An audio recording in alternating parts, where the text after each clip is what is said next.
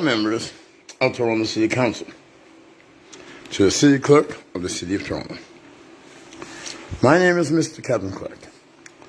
I was a clear frontrunner for Toronto's 66th mayor. But the media, debate organizers, and market research firms collaborated to put in their own mayor, one of 6 specific candidates.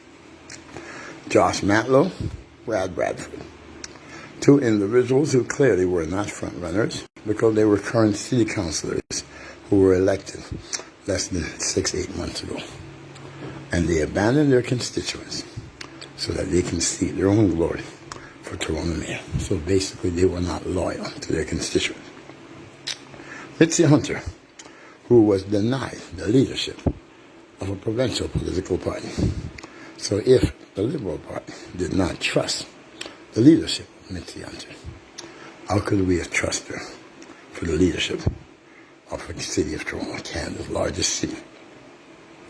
Anna Beloy, she lost in her own riding of Davenport. Her voters voted her out.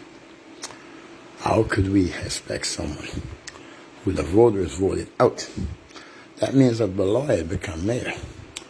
John L. Bradwell, I believe her name is, could say, hey, I'm still above Anna Beloy because the people of Davenport elected me and not her.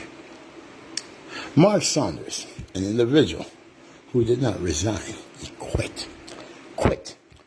He had the highest, one of the most important jobs in the city, administering our powerful police service. But he quit and said he could not manage 5,000 plus police officers, but yet the media expected us to believe that he could have managed 35,000 civil servants. So certainly Saunders would have been the last choice for Toronto mayor. Who else was there? Oh yes, Olivia, the thief. Well, she was a cheater first because she knew the election was being rigged among 6 candidates, and she did not speak out for the people's democratic rights. But she's also a thief because after she was appointed by the media, in turn she accepted the post of Toronto mayor, knowing that it was a rigged, fixed election among 6 specific individuals who were media friendly. Who else is there? So we got Hunter, we got Beloy, we've got Bradford, we've got Matlow, we've got Chow, and I can't remember who the other one was, so I guess they really weren't that serious of a candidate for Toronto mayor. I placed 9th in the top 10 in a fixed election where the media fixed so that Tory did not have to face me. How do we know that?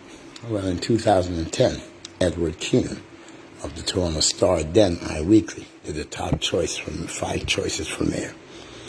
Number 1 was Miller, number 2 was Smitherman, number 3 was Stint, number 4 was Tory, number 5 was Clarke. But because Clarke would not admit and say he's black, because he would not bear false witness on himself, because he doesn't have a black tongue. And the black cow does not give black milk. So he does not drink from a black cow that just gives black milk. And his blood cells are red and white. And because he would not follow the media's trend for racial separation and discrimination, the media blackballed him. Mr. Clarke, who is myself, is a 7-time mayoral candidate, 10-time provincial, 5-time federal, formed the 14th registered political party in Ontario, brokered the largest children's rights case in Canadian history, and the only person to ever face 3 levels of government simultaneously, promoting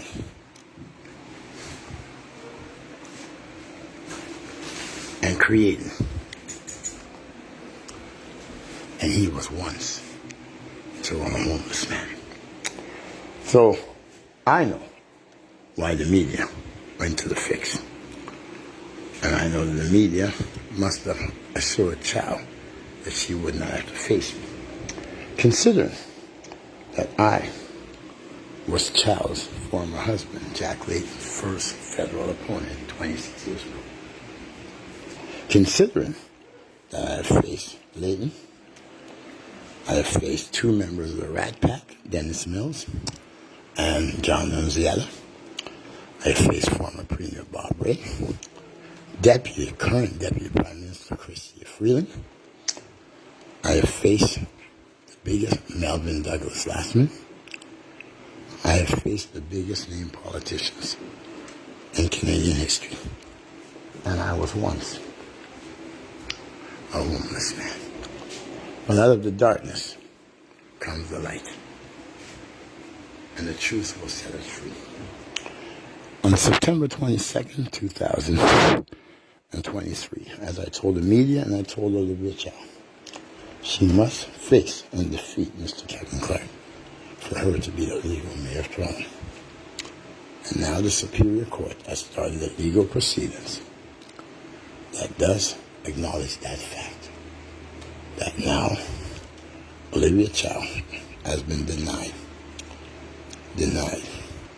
being the legal mayor of Toronto, which would have happened September 24th, which was a Sunday. So less than a minute before she would have unofficially become the legal mayor, September 22nd. An application was filed in the Superior Court of Ontario. I have forwarded each of you a copy of this application. A legal proceedings is commenced, and we're asking you to respect the law. So we're asking Toronto City Council to go back to the Rob Ford days when the powers of Rob Ford was limited.